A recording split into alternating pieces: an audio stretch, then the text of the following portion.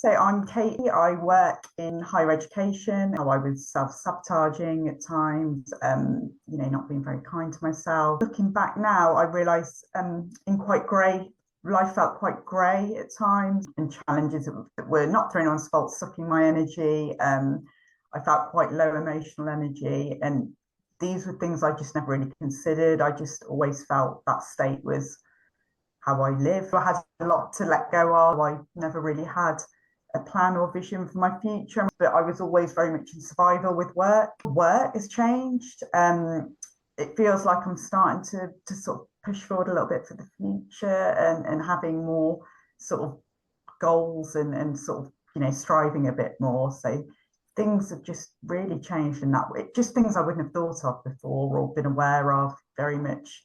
I keep going back to that term survival mode, but honestly, I can see how that literally is how I've lived most of my life before. So yeah, it's things are changing, and it's I feel more optimistic.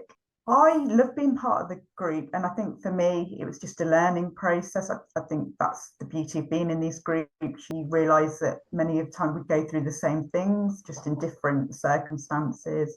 Felt really lovely to be part of that and going on the journey together. Investing in yourself, I don't think you ever regret it. I think as women in particular, we're very good at putting other people before ourselves. It's just a chance for you to get to know yourself a bit more, get to know, like I said, your patterns, what, your strengths, your things you want to work on, but also just look at that vision for where you potentially want to go moving forward, who you want to potentially be, how you want to live. I really couldn't recommend it enough. And you will be supported and have people around you.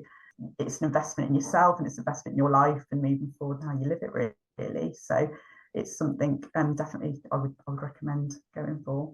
For me, it's like a fresh start. I mean, if you want to sort of start from the present moment and try and build the new, that's the process I found. It is a very healing process.